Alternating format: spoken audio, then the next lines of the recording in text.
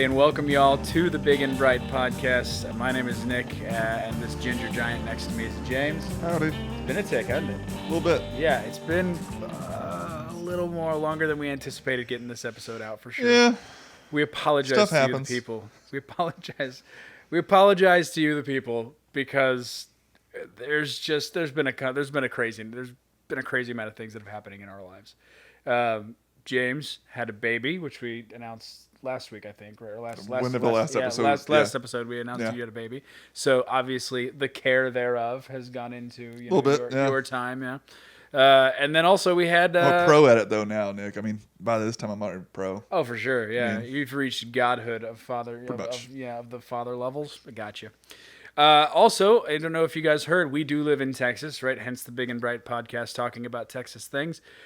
Texas had the apocalypse happen Snowpocalypse. about a week ago. We Snowvid 2021. Snowvid, yeah. There we go. The Snowrona, or the Casnona, whatever that is. Stretching there. I like the Snowrona. I think I'm going to stick with that one. Anyway, the fact is, we had more snow than I think I've ever seen in Texas in my entire life. It was awesome. It was really cool. Yeah, it was really cool. Like the first time we were like, wow, there's so much snow and we're going to go out and play and all this. And then it turns out that actually it was a really bad thing. Lots of really bad things that were happening. How'd you fare?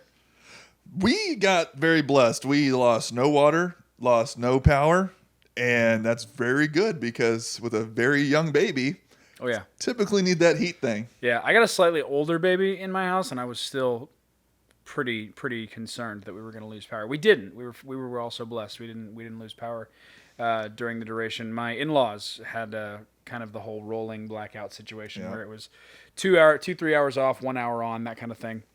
Dude, some people were getting it back for like 20 minutes and then cut off for 40 minutes. Like, what? Why even give it back to them at that point? Yeah, 20 minutes. That's ridiculous. We had a freezer that we were keeping a lot of the baby's food in. And it was one of those like deep freezes where as long as you keep it closed, it'll stay closed for like 10,000 years. It'll stay cold for like 10,000 years. So we had that situation. So whenever the power was on, we would like open it, grab the food, and just close it real quick. Never happened. But we were happy about that. And of course, the other thing. So you got to be Indiana Jones. Like, just like a quick move, like, yeah. All right, go. Yeah, you just do the quick idle exchange there. No, but we also thought about it. We're like, our problem here is not keeping things cold, because if it's cold, you can just throw the food outside, and it's about as cold outside as I actually in that just put a freezer. 6-pack outside at one point. I was like, that's a good fridge right there. Really? Yeah, you're not kidding. No, but so we were blessed by that. I will say this, I demand an apology from everybody who mocked me for buying a house with a wood burning fireplace. Who mocked you? I understand there's people that we know that mocked us. I understand that it's not everyone's cup of tea to have a wood burning fireplace, right? I understand that that's kind of a sticking point for some people. What is it, mostly gas now? Yeah, most people, if they have a fireplace at all, they either don't want a fireplace or they want a gas fireplace. See, I always like the fireplace. Yeah, I've loved the fireplace. I've always loved building the fire and stacking the wood and having it, kind of going. That's one of my favorite things about my house. But people mocked me for that. They're like, that's so expensive and it's impractical and you got to clean it. I'm like, yeah, true. All that's true. I can't believe people mocked you for that. There's so many better things to mock you about. Yeah, that's true. That's very true. But people will really pick anything. The fact is, though, I knew a lot of people whose gas fireplaces were not working because their power was out. Yep. Because a lot of those starters have to use electric components. There are maybe some electrical components to get, especially depending on where your gas fireplace is, to get the gas to pump up there. Yeah, natural gas actually fluctuated as well. Mm-hmm. Natural gas was fluctuating, so a lot of people aren't even having fireplaces to work.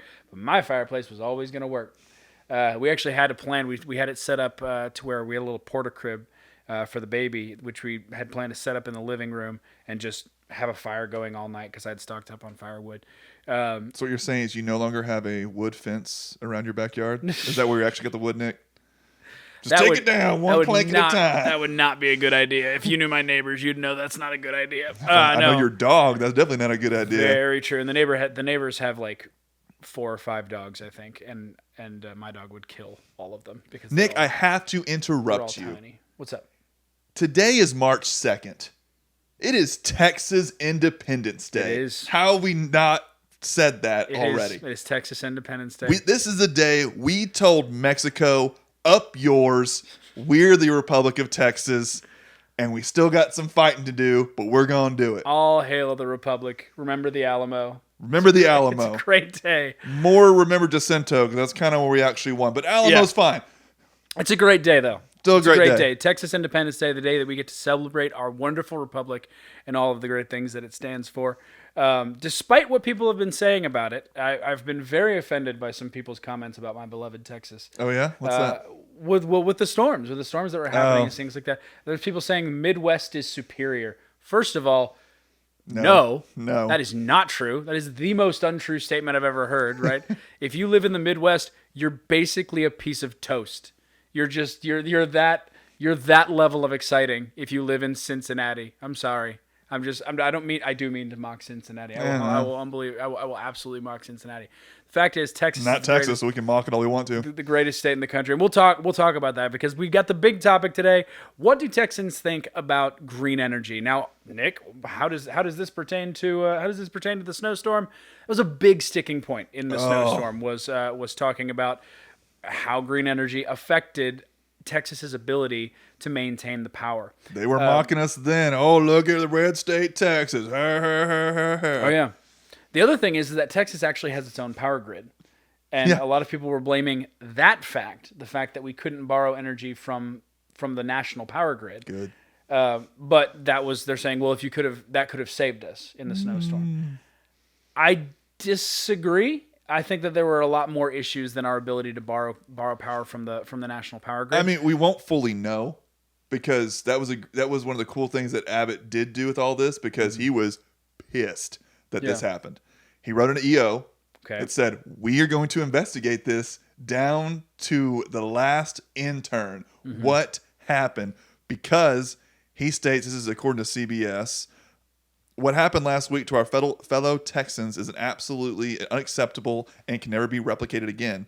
It's especially unacceptable when you realize that ERCOT, which is the people who have the energy, told the state of Texas, they said 5 days before the winter storm hit, ERCOT CEO assured that ERCOT, and I quote, we're ready for the cold temperatures headed our way. And we weren't.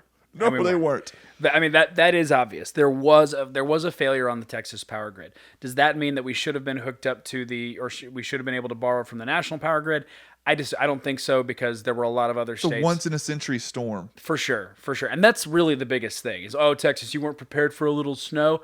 We don't get snow like that. Like some of you guys that don't live our roads were shut down. Yeah, because no one can drive on it. We don't have the tires for it. We don't have anything for it. We have a snowplow. Like we have a snowplow in the entire DFW area. It's ridiculous. But I don't think people fundamentally understand how rare something like that is in Texas. Because that happens annually in places like St. Cloud, Minnesota, right? That doesn't happen here. We don't need to plan for that. That being said, the things that we do need to plan for, like extreme heat, we're always good, right? Yeah, we're not like California. We're not breaking down every summer. We're not breaking down every single summer when we know it's going to be hot. So the fact that we couldn't deal with this just absolute outlier event is not indicative of the general structure of the Texas power grid. We usually do a really good job. Were we prepared for those sorts of temperatures? No, because we almost never experience them. But again, according to the governor, he was told, yeah, we got it, bro. Yeah. And they didn't got it. And they didn't have it. Not even a little bit, right? But the question is, because we talked about green energy, and I'm kind of going a roundabout way of describing of talking about what this has to do with green energy. What did green energy have to do with these power outages? So right now, Texas gets about 23, rounding up to about 25% of it. So about a quarter of our energy comes from green sources, solar and wind. Yeah. And it's worth noting, close to 25% of the people suffered severe power outages, right? Mm-hmm. And it's also worth noting that there was a sweet picture though that was going around that totally justified all my beliefs. It was like, look at this helicopter de-icing this green wind turbine. So you're literally spending carbon to de-ice this. And then my sister, I sent it to her as a joke, and she sent it back next day. Goes, yeah, it's fake. I'm like, crap, there goes my good joke. Yeah. Never mind. The helicopter de-icing. It wasn't even from Texas. Well, the thing about that is the people say, well, you should have invested more in the special de-icing package that comes. You should have spent more money to get the de-icing package. You should have souped up your ride. For your wind turbines in Texas. That's ridiculous. Anyway, so how much, because this is actually a very complicated issue, right? Mm-hmm. And there's a lot of people out there saying, well, it's so partisan, Nick. If we didn't have green energy, then we'd have been just fine. I don't think that's true either. No. I think there would have been issues with the power grid regardless. Preliminary studies, again, this is just people saying, oh, I got the juice, so they just put whatever out there.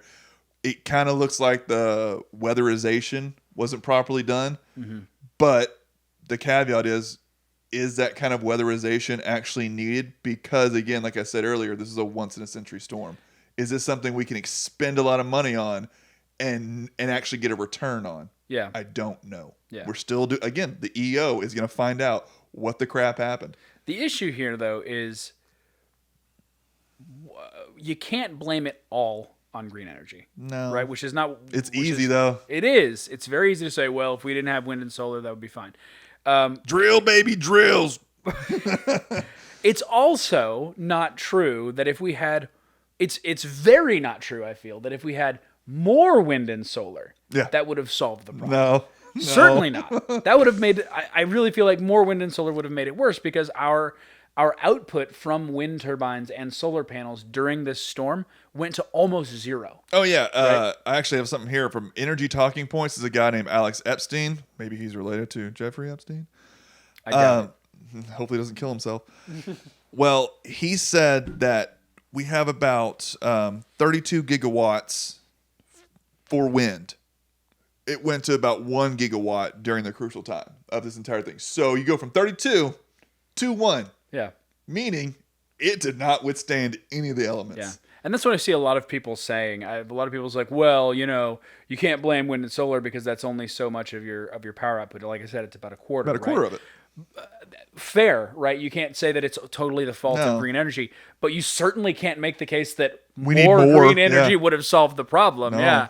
It showed is maybe we need more of those fossil fuels that everybody hates on. I really feel like investment in fossil fuels is a good idea. But did you know there was actually a nuclear plant near Houston? I believe it was Houston. It shut down during this whole thing. And the reason it shut down was because there was a special sensor for the plant that will do an automatically emergency switch off if it overheats. Because we don't want another Fuji from Japan happening in Texas. Yeah. Well, that sensor froze up, so it couldn't tell if the actual plant was overheating. So as a preventative measure, it shut it down. While it was very annoying, maybe beef up a little heat lamp on that sensor. Maybe. And it would have kept the power plant going. So it was actually a kind of a preventative, like I said, shut off. Mm-hmm. But it wasn't a bad thing because that's exactly what you want to happen. It just happened to happen during a time when everybody was getting the crap kicked out of them by the snowstorm. For sure. So the question that we're going to put up, I guess, for this big topic is, what should Texans' attitudes about green energy be moving forward? Yeah. I mean, what do we think about this, right? So should Texans, from an let's give the environmental people their due. From an environmental perspective, should Texans see it as a good thing to reduce carbon emissions? I think it would be a good thing overall, but the biggest thing we have to do is not just put more out there and hope it's going to start working. It's to research and develop cheaper ways to make this clean energy. And the way you do that is through investment in fossil fuels. I think it's worth. I think that's worth noting as well. There is a progression. There's an evolution to human development, and we can see it. We can actually mark it because we can see in developing countries how they operate. Which, by the way, developing countries burn a lot of fossil fuels because they have to. Yeah, exactly. It's the only choice. So people are saying, well, we have to kind of follow that, and the next step is these more green wind and solar outputs, or these more green wind and solar systems. I don't think that's true. Well, they even have this whole there's a huge solar farm in Arizona, and that's the thing. It ain't working very well. There's a guy named Michael Schellenberg who's a journalist and did a lot of research on this kind of stuff. And he says the progression goes towards more energy dense sources.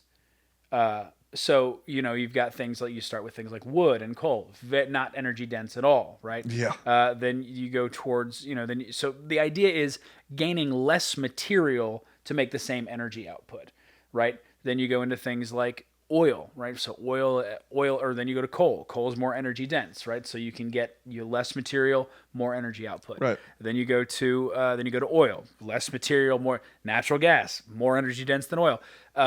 And the next step is to go to wind and solar, which is, solar is obviously the sun is a massive source of energy, but it is unbelievably diffuse. It is not an energy dense source. Nope. You have to have miles and miles of these solar panels, which are very expensive. And by the way, expend a lot of fossil fuels to make and manufacture. How do you think they get there, Nick? Yeah. It's not in a Prius. Exactly. So you have to do all of that in order to generate electricity. Same thing with wind turbines. These are massively expensive to make. It takes a lot of land. There's a massive environmental impact that goes in with all of this. Whereas if you go to the next step, and you mentioned earlier, if I'm pro-nuclear, if you're saying that the evolution of energy is to go from more energy dense less energy dense to more energy dense material, uranium is the next step. Mm-hmm. Uranium is incredibly dense. If we took all of the energy, right? If we took all of the energy that it would take to power the entire United States for the next 20 years, it wouldn't fit in it would fit in this room. Right? It's a very small amount of energy. Yeah. Right? The amount of uranium that it would take to power your entire life is about the size of it's smaller than a Rubik's Cube. It's a very small amount of material needed in order to generate this energy. Now you have the questions of, well, what if you have another Chernobyl? I think the technology has definitely progressed. We're not Russia. Well, there's something to that, actually, because Russia is not as technologically advanced, or it wasn't, especially when Chernobyl happened, as the United States was, even at the time. So I think technology's increased. I think safety measures are obviously a viable concern. But if your concern is environmentalism, man, that's the next step. It's not to go backwards and say, hey, we're going to take these massive amounts of material. Just because they sound good. Yeah. Not to mention the fact that you have an incredible environmental impact. Do you know how much land it takes? That solar farm you're talking about in Arizona, it's gigantic, right? It's a massive amounts of land that it takes in order to make this stuff happen, all for the sake of environmentalism, and not even really environmentalism. The green movement is almost entirely focused on climate change, and it's important to note that there is a difference in climate change and environmentalism. Those are two very different things. Environmentalism is more concerned with how everything kind of works together, right? There's the entire ecosystem consider. Whereas the global warming crowd is more about, they've got climatology happening, and they're just about the emissions, right? It's just about the amount of emissions that we're putting out into the air. So what's funny though, it's like it focuses on the emissions, mm-hmm. but there's very qualified people mm-hmm. who do carbon offsetting all the time. For instance, our global warming czar, John Kerry, flies around that private jet everywhere. John, and when he was asked about it in Iceland, because funny, we didn't get that report in America immediately. That got sent. It was like, yeah, we called you out. Going, so how'd you get here? So you're just gonna pretend like that jet is totally clean? He goes, well, I do a lot of carbon offsetting, so I plant a lot of trees so I can do this. Whatever. Okay. Whatever. Okay. So you're trying to etch a sketch this, so you're showing me, so it's all a game. Yeah. Because it is like, all right, I did 10. All right, let me do 11. I never did anything. No, you can't just undo what you just did. You did it, and you're pretending like you planting some trees is now solved the problem. But the fact here is that when you've got the global warming movement, they try to tie themselves to the environmental movement. They do. And it's important to note that a lot of times the more broad environmental crowd comes into conflict with the global warming crowd because of this exact fact, right? And so we have to look at it that way. Now, I believe as Texans, and I believe Texans care about the environment, right? We should care about the environment, but we should care about the environment as a whole. And the environment's bad, I can't go hunting. And we should also allow people to continue this, continue their ingenuity, essentially, right? Continue developing and developing technologically. The problem is that Texans don't like when government comes in and tells you how you have to do that, which is what's happening with the Green Movement. The Green New Deal, which I read overnight, right? Actually, it's a very small bill, is basically just the government saying, no, you must progress this way. It doesn't have any teeth, does it? No, it doesn't. Shocker. It's important to note that the Green New Deal... It's almost like the Parent Accord. The Paris Accord. Paris, whatever. Yeah. The Green New Deal is very much like the Paris Accords in that it doesn't have any teeth. It's not law. It is more like a suggestion for congressional action. Suggestion we're going to use the courts with. Now, if you've read it, it's Looney Tunes. It's absolutely just bananas with how much... Like, really? I forget what the senator that supported it, and then it may have been Kamala, it may have been someone else. But then they went to an actual debate, and it's like, so you were a person who sponsors, like, I'm not going to do that. That was Kamala Harris. Yeah, that was absolutely. Well, it's like, that's not what you said when you sponsored it. That's the whole reason people sponsor bills. Yeah, it says renovate and reconstruct every building in the United States for green fitting by 2030. You know that thing we've been creating these whole bills the entire time we've been in society. Yeah, we're going to redo that in 10 years. Eliminate cars. Eliminate gas running cars by, I think it was like 2050 or something like that. Kim Jong-un did it. Yeah, of course he did. Mm-hmm. A couple of bombs. He's a nice guy. A couple of bombs will deal with that right quick, right? But I'm like, that's absolutely bananas. And that's what I'm saying here is that if you allow people to progress technologically, which, yes, involves using things like fossil fuels, right? That's our dominant source of energy right now. That's what we have to deal with. Yeah. We need to continue doing that so that we can progress. But think about it. We've had fossil fuels for a long time, all right? We've had gas-powered cars ever since the Model T. Yes. The Model T and the way it used its gas efficiency, we have 4-5-fold. Yep. There are cars now that are just as big and can go miles and miles longer. Yeah. Why? We've got better at building the engine because, all right, we all agree gasoline's what we got. Yeah. And we don't know how we're going to technologically progress. No. We don't know what's going to come Tesla on didn't get created over in a day. It's like, no, look at this, but how's the lithium mine look? But right now we have, and this is, I think, the Texan problem with the environmental movement, right? We have now the government saying, no, the future looks like this. Without us even knowing what's going on. It looks like wind turbines and solar panels. Based on my feelings. Regardless of what you think. And we're going to subsidize that, and we're going to pump taxpayer dollars into it. We do care about the environment, but there are better ways of going about that. There has to be a cost-benefit analysis, Nick. And it has to be like, what does this cost that we currently have, and what does the new thing that we want actually cost? Yeah. And this is according to the U.S. Energy Information Administration, so kind of an expert about it. They were stating that this is from 2013 to 2015 because they really isolated this, and anything past 2015, you add Trump and Obama. Now I'm not even going to get into that kind of debacle. I'm just going straight from what we knew at the time. Mm-hmm. From some time has passed. What do we know? Well, from 2013 to 2015, a 28% decline for the average cost of natural gas generators that were installed, which was from 696 kilowatt to 614 per kilowatt hour. Well, for solar, it declined 21% from those same years, from 3,705 per kilowatt hour to 2,921. It's not good. You can't expect regular people, who are the majority of Texans are, to actually be able to afford this. This is hot pie in the sky. If I had a lot of money, sure, why not? Let's do it kind of situation. This is not for a regular person who may be on food stamps, who are maybe in Section 8 housing. You really going to expect them to afford this? Yeah, this is an armchair politician. This is one you talk about with your cigars and whiskey with your rich buddies and say, this would be a great idea. Let's make these peons listen. For sure. Yeah, it works amazingly in theory. My paper shows it sound. This is the thing. What do you think is driving this? Because it's the media, friends. It's because, hey, this is a cool thing to get clicks on. The world's going to end. No one's going to look at our site if they say, yeah, everything's actually pretty fine, basically. No, we got to ramp it up. We got to talk about it. That was there's a book that I'm reading right now. Little plug, I guess. Mm-hmm. False Alarm. It's by Bjorn Lomborg. Can't say it right. Is he a tennis player? No. That's Bjorn. Borg. Yeah. That's Bjorn Borg. Well, what he's saying is a lot of the fallacies that this kind of movement has been behind is taking the bits and pieces from the media frenzy who are there just to get the clicks, not there to actually present the truth, because I don't blame them. You want to get some money. I get it.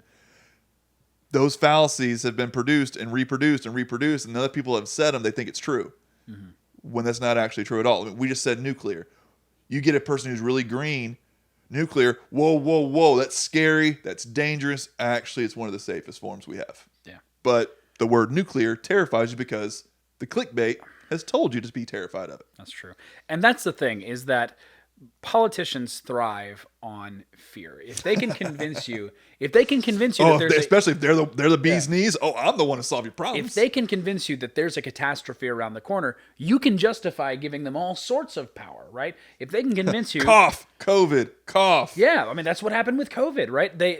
You've noticed that the talk about global warming has gone down considerably since COVID because they have the emergency that they need.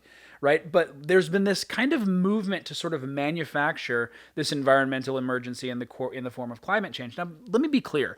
I will grant you that the temperatures have been gradually going up. I'm not an expert on this stuff. I'm not super into the data, but I will grant you that is entirely a possibility. I will even grant you that humans could be more than 50% responsible. I'm a little less keen on giving that premise, but I'll grant you that. What I won't grant you is that the world is going to end in 12 years.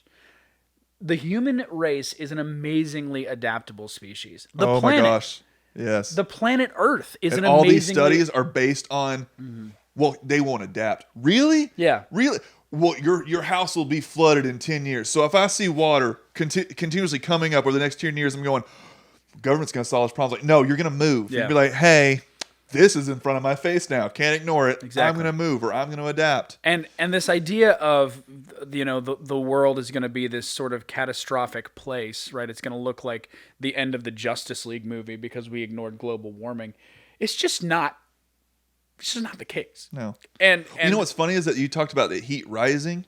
I believe, and I could be wrong. I have to go back to the book to look at it, but it's like one of the intros. Like he sees simple fallacies, like that same book, False Alarm, that he was just tossing down. He's like, "This isn't true. This isn't true." And he's by no means a right winger. He's just like, "This isn't what the facts say." Like I'm just trying to like sift through the political genre. Here you go. Well, I think it was for every one death by heat, 27 by cold. So if it's getting warmer, we're actually losing less people due to factors outside of their control. Yeah. Because AC exists, and to think that even in Seattle, who don't typically have ACs because it's a great weather place, well, it's kind of heating up. What are you going to do? Yeah. You're going to start putting AC units in your house. Solve the problem. I think the misnomer about climate change is this concept of we're going to hit a tipping point. Right, we're going to hit a point of no return, and the Earth will just self-destruct at that point. First of all, the Earth has been considerably hotter than it is now. Well, if you go back to the 70s, Nick, we're worried about getting colder. Remember? That's true. We just keep flipping around. Cooling. Yeah. Global cooling, global warming. All right. What's a new climate change? Yeah, they'll like that climate change. Climate change is good because that's different euphemisms. That's global warming or global cooling. It's all change. Yeah, right? Yeah. They give themselves an out either way. That's what I noticed too. The concept here though is that they're looking for something to put you into a state of fear, and they're good at it. And the global warming is considerably scarier than the Norwegian muskrat might go extinct. Right? I'm sorry, I don't care about that. But global warming, global catastrophe, is something that will inspire a lot of movement, and it'll inspire a lot of people to kind of give up their sovereignty to the government. That's what Texans don't like. That's what I don't like specifically. Is I'm not prepared. Texas, my Texas. I'm not prepared to give up my stuff to the government because of something that you think might happen. Well, that was tried. I'll just go to that. There's an example from September 2019 to PowerMag.com, which is talking about issues with wind power and issues with certain cities who have tried it and over the top tried it. Georgetown, Texas, for instance. They obtained a $1 million grant from Bloomberg Philanthropies. Yes, it's related to Michael Bloomberg. That's the whole reason. He has a lot of money. He can do a lot of things. Georgetown's a really liberal city, though. It is. It's near Austin. So. Yeah, it's a really liberal city. The only real requirement for this, though, was that city to serve as a public relations platform to convince Americans to abandon fossil fuels. So a PR move. The town's politicians promised that renewable energy would be cheaper. But As more wind and solar power displaced natural gas, electricity bills went up. Like I told you, it is not that cheap. Mm-hmm. The city's municipal utility had a $7 million shortfall that had to be paid up for the city's consumers through higher electricity bills. So if you live in Georgetown, you better be well off. Yeah, for sure. Within a year... Most people in Georgetown are quite Fair enough.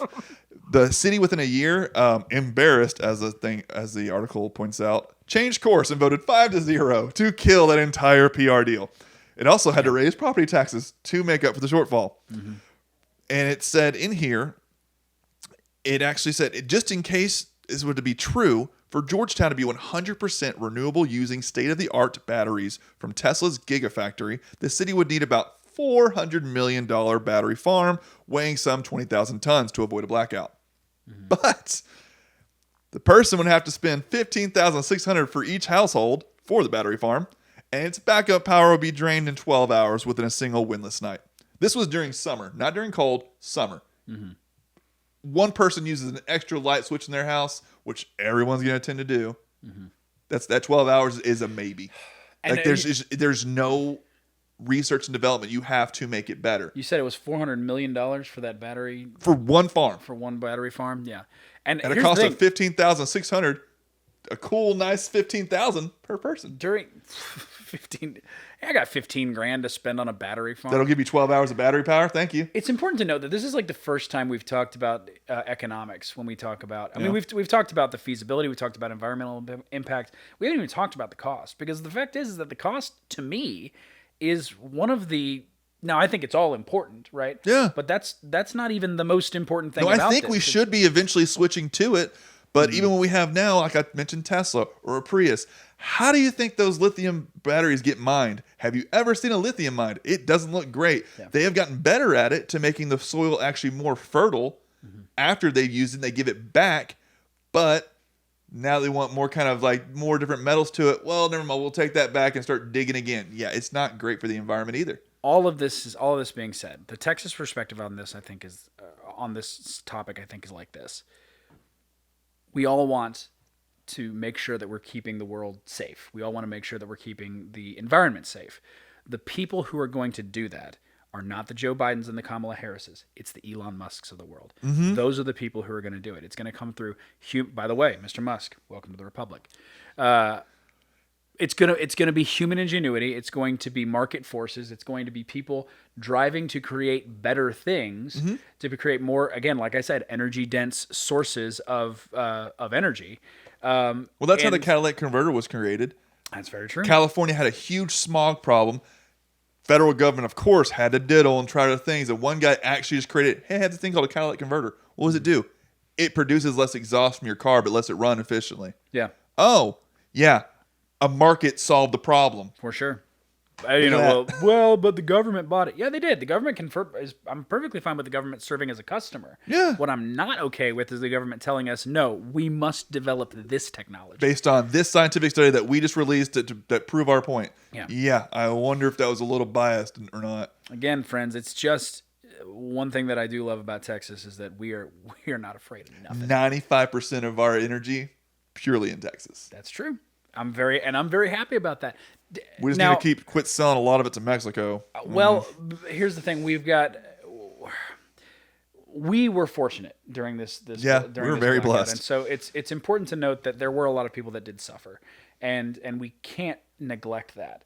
That being said, I'm still 100% pro us being on our same power grid, because if we were on the national power grid, there's a case could be made that this could happen every year during the summer, which I guarantee you would absolutely be devastating. Alex Epstein even says that. It's like, we see the problem, and right now Texas' plan includes 0 nuclear plants, 0 new coal plants, and to build 9.4 more gigawatts of wind, which we already said earlier, it crunched it choked under the crunch time, and 11.9 gigawatts of solar, which was useless because it was very cloudy that week. So we're going to give more. Somehow that's going to solve our problem.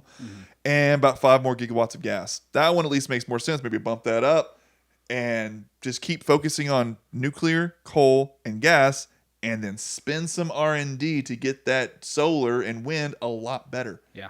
That's all you have to do because it's not cheap enough right now. More fracking. Drill, baby, drill. Dude, fracking is a miracle. I love fracking. Oh, yeah. It's so good, right? Because it's the next cause step. very few earthquakes, so some people may be a little irritated by it. It hasn't caused anything bad. Man, I lived in a country that suffered from earthquakes in a serious capacity. You live right? in California? Lived in Costa Rica, right? And It's a lot better than California. We had earthquakes there that were just like literally knocking AC units off of roofs and things like that. And so, Texans say, "Oh, I felt a tremor." Oh, get over it. You're fine. Here's your chill pill. But the thing is that Texans are survivors. We will figure it out. You just have to let us. And we're not. That's the thing is we're not scared of nothing, right? We will deal with this. We will kind of rise to the challenge. But if the government is saying no, you must do, we're going to subsidize these particular sources of energy, you're not letting us do that. Right. And I mean, I've said that before. We're kind of beating the dead horse of environmentalism, but I feel like Texans should be pro-environmentalism. I do not feel like that necessarily looks like what we're seeing now. No. So, you want to do the 3 hots? You want to talk about 3 hots? Let's do 3 hots. Let's do 3 hots. All right. 3 hot topics. 3 hots. Topic the first. Ted Cruz. Oh, boy. Topic the second. Joe Biden deportation rule. And topic the third. Mr. Potato Head. Okay. All right. So let's go on. Starting hot from the get-go here, Ooh, Nick. Would you say it's a hot potato? Oh, look at that. God, I want you off this podcast so bad. This is my podcast. You can't kick me off my own podcast. But I was better at it. That's fundamentally untrue. You were a helpful addition. But okay, so let's talk about the first topic. Our beloved Senator Ted Cruz. Oh gosh. And this is the crazy thing about doing these, because we do these podcasts every 2 weeks. The problem is that we have a 24-minute news cycle, and so there's so much that's happened. Everything's a controversy. Everything. There's so much that has happened since we came back. Stuff that we're not going to talk about. Rush Limbaugh died. Yeah. Rest in peace. That happened. Definitely. Right? What else happened? Amazon is now like not selling certain books because they slyly changed their rules. Like, we're because Jeff Bezos I don't like that. Right? You can buy Mein Kampf, but you can't buy specific books. Right? It's about hate speech, right? But Mein Kampf is whatever. That's the thing. That happened, and we're not going to talk about it. I saw an article about that. If you haven't noticed in your app store, Amazon changed their little app icon. It was like a brown box, and you could see like some little tape over it, and it had a smile. You knew it's Amazon Smile. Yeah. So they're trying to say like this is what a box looks like whenever we send it to you. But the tape, because it was cut, it looked like a little mustache. So in the smile, it had a little mustache like, that looks like Hitler. And so they literally changed it. They folded up one corner to look like the packing person didn't do a good job. Yeah. Goodness gracious. I mean, CPAC happened, right? That was fairly recent. Yeah, it did. Oreos are now gender neutral, because I don't know about you, but that had been bugging me for a long time. That's been a hot button issue. I've been tweeting about that for years. Those cookies were toxically masculine, right? But so all of this has happened, and we're not going to talk about it because there's just too much. There's too much stuff that's been happening. We're not going to talk about it by just talking about it. Instead, we're going to talk about the fact that a week ago, Ted Cruz went to Mexico, and that's a big deal. Right? Oh my gosh. Right. So he went to Mexico during the winter storm. He didn't even go. I thought he just dropped off his kids. No, okay. See, that's the part where he kind of shot himself in the foot there. According to AP News, dude's story doesn't add up. Mm-hmm. Because he went down there, and his ticket showed he was staying there for the whole weekend. Yeah. He gets down there, realizes the controversy about it, and so he comes back and says, no, I was coming here to drop my kids off being a good dad, and I was going to come back. Yeah, that's not what it shows. we were having a conversation before we even turned the camera on about don't lie. Lying always makes it worse. Yeah, Ted, you shouldn't have lied. Just own it. Yeah, I went to Mexico. The curious thing is how they found out about that. I want to have a shot. I want to have a shot of Ted Cruz on a beach laying there with a little deal with it sunglasses. Wish you were here. Yeah. Fine. I don't care. Well, right? No, the thing is, the way they found out that he was actually going there for a longer period of time, besides, again, the obvious ticket thing, which that would have been fine. That's how you got the information of like, hey, your ticket showed you being there, which why are you kind of infiltrating people's tickets? But whatever. You got to know the news, I guess. Yeah. Well, they released text messages between Cruz's wife and the neighbors, inviting the neighbors to there. Curiously, this is after a couple weeks saying, hey, mainstream news is saying we're not going to release things that have been hacked or that have been hijacked from other people's devices. Well, how did you get this private conversation? Someone gave it to you. May not have hacked it, but by giving it to you, her information was hacked. Yeah. So it's kind of like you have a double standard. A neighbor gave this to the neighbor news. is no longer a friend. I can tell you that. Oh, and by the way, if you're one of the 15 people that watches this show, you're a bad person. Yeah. You are not. That is a long walk off a short bridge. That is a vile thing to do. That is a horrible thing to do. Just a gotcha moment. And I get it because the optics are horrible for Cruz. It's horrible. Because the job of a politician, in my opinion, in my focus group of one, is about 70% of the job is actually optics. How does it look? How does it look? Yeah. And the rest of it's all substance, which we've discussed multiple times. The substance usually ain't there. Okay, go ahead. Keep going. No, I'm just saying it's ridiculous. Like I get the reason why you're all PO'd about it, but then they started making comparisons to Gavin Newsom, and to the Austin mayor. By the way, Gavin Newsom, Mayor Adler also made a comparison to him. There's a difference. This is not the same gotcha. Because Newsom, who is French Laundry, just to remind people. Yeah. And the Austin mayor, who was telling people not to travel in the holidays from Mexico. Like, don't do what I'm doing because I'm doing it smartly. You'll do it stupidly. So chill there in Austin. Yeah. The thing is, it's not the same. Because Cruz was not the one who created the travel restrictions. He's not the one who closed down certain businesses. He's just a senator. Yeah. So him going against what people have said to do is not the same because he never voted a thing to confirm to close these restaurants, close the borders, or anything along those lines. So it's not the same at all, but it's very easy connection.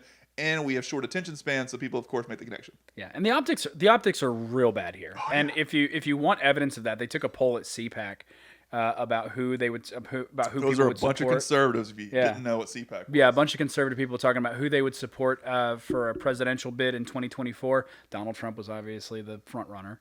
Like within the 55 range or something. Yeah, because people have short memories, right? But Donald Trump was the front runner. But Ted Cruz wasn't even on it. Ted Cruz didn't even make the list. No, he made it whenever they did the scenario of if Donald Trump is not going to run, then he got, I think, a 7% straw poll. But that's essentially taking out Trump. Like, you don't know that answer if he's actually going to take himself out or not. I say that if this Mexico thing doesn't happen, Ted Cruz is a much stronger contender. It's obvious, and I love Ted Cruz. I mean, I will say I'm a Ted Cruz fan in a pretty big way. It's obvious that this dude has been posturing for making a run at the presidency in 2024. And I think you really shot yourself in the foot on this one, Ted. It wasn't good. That being said, that I understand, I'm with you that politics is optics, and it's a reality that we have to deal with. Yeah. But political optics is so dumb. It's posturing most of the time. So because what he did. Dumb. This what was Ted gonna do? Ted's not even in the state legislature. No. Right? What was he gonna do? No. He's gonna hand out. He's gonna hand things out of the soup kitchen. They got a picture of the dog. Like, because the Snowflake, by the way, happens to be his dog's name. Oh goodness! And someone went to his house, took a picture of the dog looking out the window and going, "Look at Cruz, just not caring about his dog." And Cruz responded with, "We have a dog sitter. We also had heat at that point. Just crate him. He's fine." I was like, "Really? You care about this dog? You really care about this dog? No, you don't." That's the thing. Is that that sad dog though? He's a racist. Let's say that Ted Cruz goes to Mexico, right, and stays in Mexico, yeah. and does the whole deal with it sunglasses pick that I was desperately wanting but didn't get. Right. Let's say that all of that happens. What changes about our situation? Right. What changes about Nothing. Texas? Nothing at all. Right. Ted Cruz wasn't going to do anything. He has the means to get out of Texas, so he should. If anything, he's probably using less power.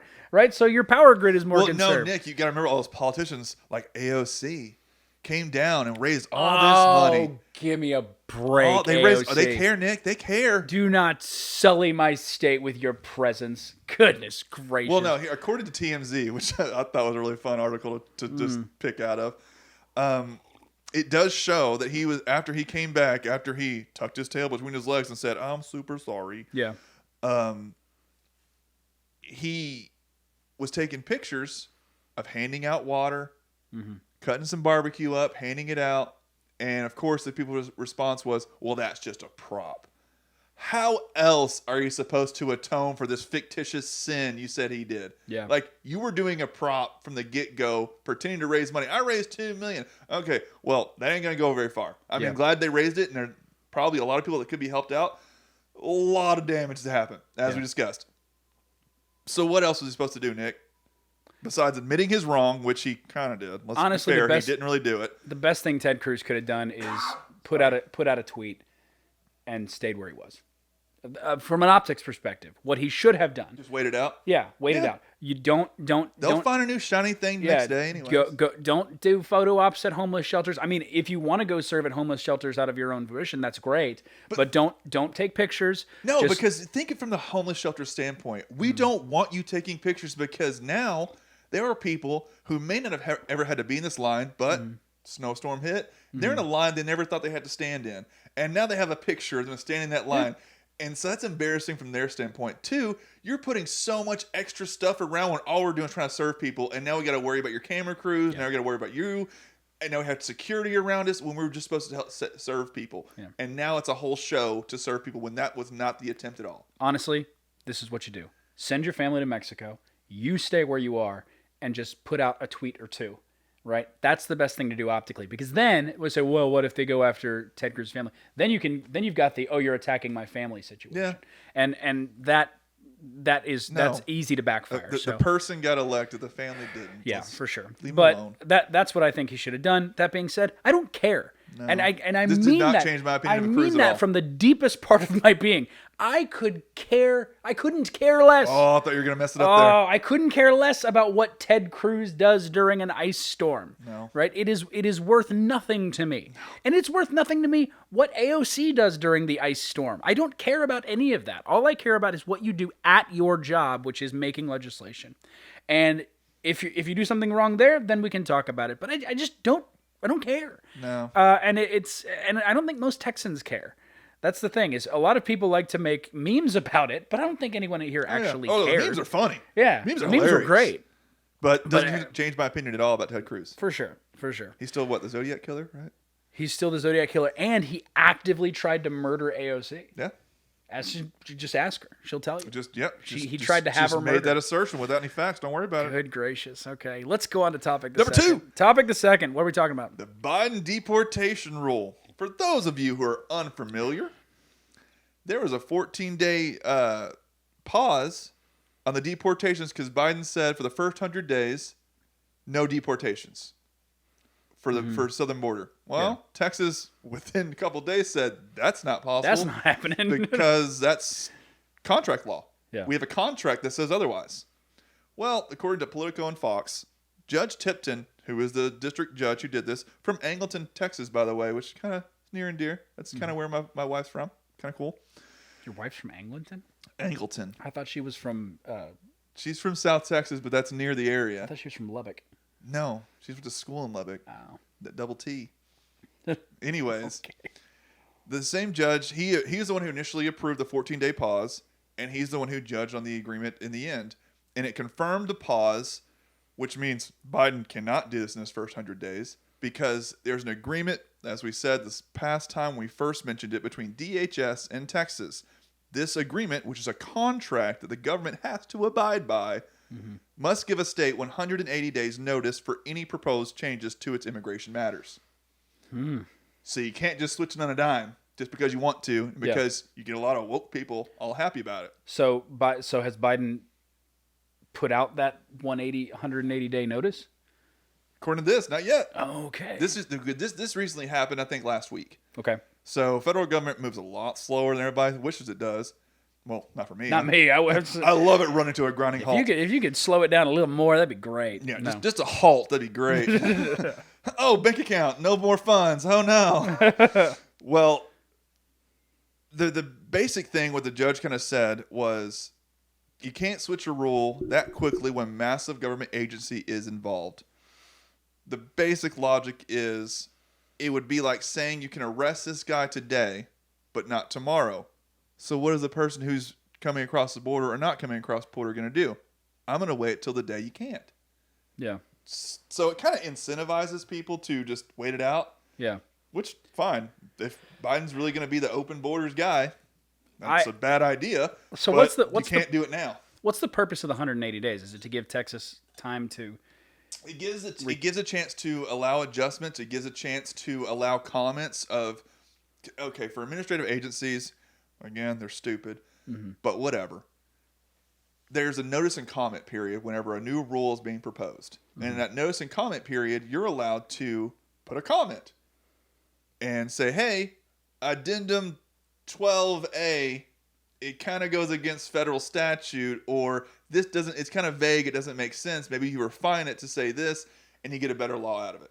And that's what it is. And they can either accept those comments or they can not. Yeah. There's not really a hold your feet to the fire, but they have to give a chance for comments. And they're made very aware through all those comments that, hey, this violates statute. This violates statute. We have something that literally says you cannot do what you're trying to do. So are you creating a new statute? And if you are, this may have to be passed by a legislator, not by the simple rule makers. Yeah. But rule makers are giving a lot of leeway to make all these stupid rules. So until Biden actually accepts that 100, so once they accept that 180-day waiting period, we have a 6-month period where we can work through that. Yeah. That's not bad. So it delays it. It may do nothing. Literally a pause. So you can get all like, oh, look at Texas. We did a great job. It's a district judge who lives in Texas, not technically a Texas judge exactly. Yeah. I mean, you're splitting hairs, but whatever. But it also just delays it. Yeah. Because if Biden really wants this, he's going to do it. Here's the thing, man. He'll just sign another one of hundreds of the executive orders he's done. Oh, gosh. So many EOs. Drives me nuts. And I think that's a big issue with Biden is Biden has a... And I can't speak for what Biden knows or doesn't know, right? Because obviously he doesn't know a lot. Obviously I'm not in his brain, and so I don't know exactly. Neither but I is he. feel... Here's what I think. Joe Biden was the vice president for 8 years. Yeah. Under the most trigger-happy administration when it comes to executive orders in all of history. Yeah, until what he does right. Like and so he saw that as a goal. Like, I'm gonna overdo him. He watched Barack Obama basically just do things. Barack Obama even said, if Congress didn't want to do it, I have a pen and a phone. Yeah. I was gonna mention that. He was in 8 years watching Barack Obama do pen and a phone legislation, and now he gets into office and he's like, What? What do you mean I can't do this now? Right? I feel like he's been sort of jaded by how Obama was allowed to do things, which was insane, but that's another topic. He got jaded by that, and now he's getting pushback against these sort of ruling from on high things that he wants to do, and I feel like he doesn't quite understand it. Well, it goes back to the Daca ruling for Supreme Court. The Daca ruling... Okay, I'll bite. Go. All right. Donald Trump tried to undo Daca. Do you remember that? Yes, I know we have short memory spans, but he tried to. Supreme Court said no. Can't do it. Can't do it. You know why? Because he didn't do the proper steps to overturn the EO. Because it involved a lot of people. And so you can't just, again, like I said earlier, you can't just switch a dime. Because it kind of screws over a bunch of people who are in the middle who aren't really a person who can fight this. Yeah. Well, because the Supreme Court said you can't just undo a rule that's been in a contract with the United States just because you want to. If you want to, you have to do the notice and comment period. You have to do the whole... that wasn't 180 days, but it was something along those lines. Well, based on that ruling, which was seen as, Trump lost, Republicans are now seeing it as the win because it's saying, whoa. Supreme Court has said you can't just undo this willy-nilly. Yeah. So, because of that Supreme Court ruling, which you were all happy about, now you're getting a dagger in your back about it. Yeah. Too bad. It runs both ways. I was supposed that I was fine with the ruling on getting out of Daca, provided that the standard was held, and it looks like the standard's held. So that's for now. That's until fine. Another EO is written said, never mind about that standard. Yeah, I know, but that is I'm very happy. I'm very proud of this judge for holding Biden's feet to the fire there, because I really feel like states need to push back against this administration, because if they don't, they will absolutely just run with whatever they want to do. Yeah. And I'm not about a government that has that level of mobility. We need to put things into perspective, and we need to make sure that we're operating with this sort of resistance. Okay, topic the third. Number 3, Mr. Potato Head. Are we sure it's Mr. Potato Head? Oh, I think we are. What happened with Mr. Potato Head? This is Fox News, and it got me. This is the quality content that people asked for. I'll admit they want to know about. I bit hard on this crap, and it got me. Hasbro came out and said, we're going to make a gender neutral potato head. Kimberly Boyd, their senior VP of global brands, said, culture has evolved. Kids want to be able to represent their own experiences the way the brand currently exists. With the Mr. and Mrs., it's limiting when it comes to both gender identity and family structure. But later that day, they sent out a tweet and said, Mr. and Mrs. aren't disappearing. They're just renaming the whole department of Hasbro, but the actual toy itself will still say Mr. and Mrs. So they're just going to call the general genre of toy Potato Head. Which is that not what it already was?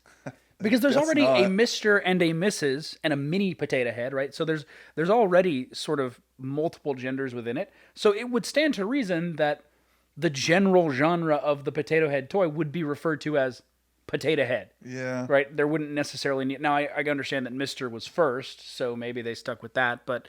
Well, yeah, Adam was first, Eve was second. It's not quite how that works when we're talking about potatoes, but okay. The fact is that I'm fairly certain that it was just the Potato Head toys. That's what they were, and so they made this announcement. And you say you bit hard. I bit hard. I sent this to you. Yeah, you did. And I was like, how woke can you go? How woke can you go? And you go, all right. And then in a matter of hours, yeah, they turned it. So they played it smart. Hasbro played it so smart. This was an advertising because it was. Yes, it was. It got me all amped up with the controversy because I'll admit it's a controversy for sure.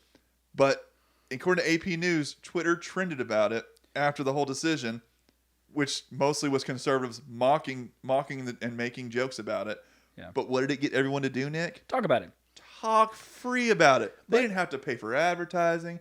They didn't have to put out a new product for you to tweet about it. They just said a statement, and with mere hours, they switched their statement, so you're talking about it again. Which, oddly, I'm not even... If that was their whole intention, right? If their whole intention was, let's just get people... I'm pretty sure that was their whole intention. And they don't really care one way or the other about the issue, then oddly, I'm kind of impressed. Yeah. I mean, that's a good way to do it.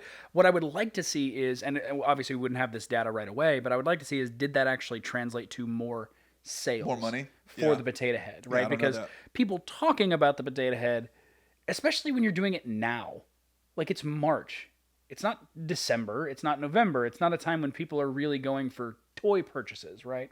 So I'd like to see if that actually translate, because that's the thing is, like you say, well, we're getting a lot of conversations about it. Fine, but if that doesn't actually say, oh well, now for some reason I want to go buy a Mr. Potato Head, then I think the point is kind of moot. Yeah. Which leads me to believe maybe that there was some sort of political inkling or some sort of ideological inkling behind this move. If it was pure, I think it's purely we want to make more money. If it's pure marketing, then free commercials. Yeah, good for you, Hasbro, but. Again, you're going to have a hard time convincing me of that if we don't see an actual bump in sales. Yeah, you have to wait for the quarter to see that. That's true. And I'm not a marketing expert, so I don't necessarily know. I mean, we pay somebody to run our marketing for this podcast, for our online stuff. Speaking of, you need to tweet, like, subscribe, all of our stuff. Yeah, seriously. Because we don't have that, and we really accept you. Yeah, really be accepting of you freely advertising for us. We need to say that earlier in the podcast, probably. Right? If you've made it this far, then hopefully you've already subbed. But yeah, sub, like, comment, that's always great. Or at least I've been told. Yeah. So I don't really know how Twitter affects things like sales, but if I don't see a bump in sales, then I think that there may have been an ideological bent behind this, and then they just retracted it when they got backlash. Yeah. If that is the case, then we need to talk about the idea of this as a controversy, because they recently had who's who's that guy on CNN? Stelter? Yeah, Stelter. Yeah, He said like Fox News mentioned it like 24 times in a certain hour frame. Yeah, and I'm like, yeah, they got them too. And he's talking about oh yeah, well, there's all these things going on. Why are we talking about Mr. Potato Head? Let me make a case for that because Stelter's not entirely wrong. There is a lot of really influential stuff going on, and the Potato Head thing did seem at the time like kind of a distraction.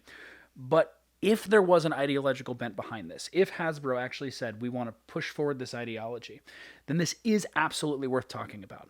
Because, and I don't use this language lightly. Oh boy, but if they're doing this with Mr. Potato Head, that means they're coming for your kids, right? And that's why it's important. Right, it's important because if somebody, if this is something for adults, right, like the whole thing with Gillette, right, the Gillette was saying we're not going to have women's razors, and that's fine because kids don't shave, right, yeah. and we're adults are old enough to kind of make their own decisions about things when it comes to gender and gender identity and things of that nature.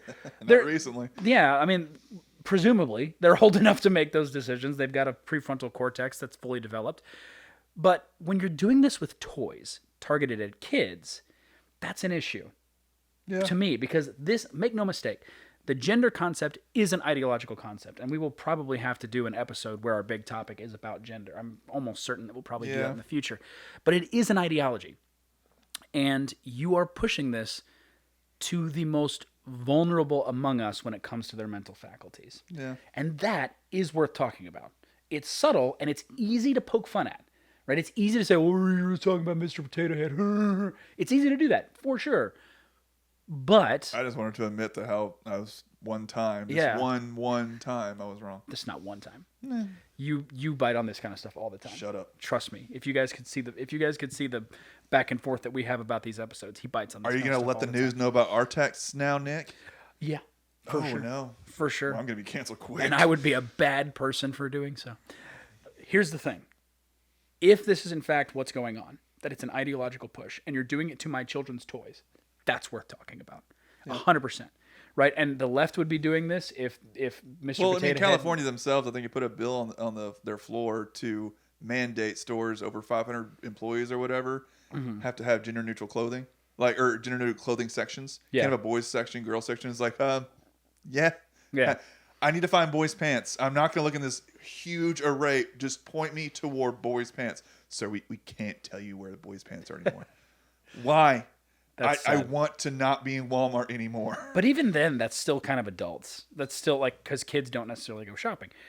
It's when you start targeting the kids that's the problem. And again, make no mistake, the left would be saying, and I think to a certain extent justifiably so, the left would be saying the same thing if Hasbro came out and said, hey, Mr. Potato Head is now an Orthodox Christian, right? A shaved Mr. Potato Head, so not as a white potato head. Yeah, exactly, right? Mr. Potato Head is now, now holds this particular belief that we associate with the right. That would be, they would get upset about that too, because again, you're targeting kids. Have they made a little MAGA hat for the potato head? Little potato head MAGA hat? Oh, man. I'd put that on there just to make people That's mad. going to be a prototype. That's happening. Do but it that's on the thing. Hasbro. If Potato Head had a MAGA hat, the left would be up in arms about it. Yeah. Right? Because again, it's an ideology that you're pushing on kids, and kids are not they're not developed enough to deal with that kind of stuff. If your kid is younger than 10 and they're paying attention really hard to politics, you're either a politician, you got a weird kid. If you're a politician, I get it because you're shown more to that side than a kid normally would be. Yeah. But if you're not, that kid is either going to be a future politician, which good luck for you, or two, your kid is bored out of his mind and you're putting this in front of his head. He's not doing this by himself or she. Yeah. However he identifies. Yeah. And that's the thing is kids are like sponges. They absorb this kind of stuff quickly. And when you're talking about that, you have to say the things that we teach them initially need to be basic premises, right? It is good to do X, right? Be nice to others, share, don't lie, that kind of stuff. The stuff that is universally important. But when you start saying, when you got a little kid and you're talking to them about tax policy, or even when you got a little kid... I'll push back. I'm not going to teach my kid to share. You keep going on that. That's socialism. That's socialism. I'm not going to let it have that. We're gonna have the family pool. Give me your allowance, little Timmy. Right? Dad is short a few bucks. Come on. But no, here's the thing. We have when you've got a kid of that age and you start teaching them about gender theory, stuff that they're just not old enough to handle. No. When you start talking to them about inequality and all that kind of stuff, man, you are just, not only are you going to scar your kids for life, but you're deliberately at that point attempting to ingrain your theories in society as fact. Right. That's how you do it. You go after the kids. That was a dichotomy between me and my dad when I was in high school. Mm-hmm. We disagree politically, and there's no reason to put that out there. But we disagreed, and his friends, who are more likened to his side, were saying, why do you let him do all this? Why do you let him have like a sticker on his truck? Why do you let him have the sign? He goes, I've taught him to have his own opinion. And his own opinion, even if I see it as wrong right now, that's his. He's able to justify it. He has facts on his side. He's not actually going completely with feelings. Of course, later on, a lot of those feelings pretty much overturn facts. Yeah. But that's his whole goal was, I may be a certain bend, but he doesn't have to be. That is my son. That is his own brain. Yeah. I'm not going to force feed my thoughts to him. And I thought that was a great thing that he taught me, which of course I learned very much later on, and kind of like 20/20 hindsight looking at it going, wow, he could have stamped that and said, nope, nope, nope. But he didn't, because he wanted me to have my own thought and to have my own growth. That is what you should do. Yeah. And for what it's worth, it does look like this was just a marketing ploy from Hasbro. So I'm not... You win. You got me, Hasbro. I'm not throwing any shade at Hasbro at this point, but I'm saying that is something that's worth being concerned about. And so if you feel that way, know that you're not crazy for feeling that way. And it's not unimportant to talk about those sorts of things, friends. Now, on that note, I think we've got to close it up. You got any parting thoughts about what we've discussed on this fine day? Today, no. Cruz is okay. Yeah, Cruz is fine. I think he definitely hurt his chances for the presidency in 2024. That being said, we live in a, like I said, 24-minute news cycle. Yeah, a lot of stuff lot can happen between now and then. And we will be there to talk about all of it, friends. Now, we've got, many of us suspect dark times ahead, but in the darkness, the stars at night are big and bright. See you next time.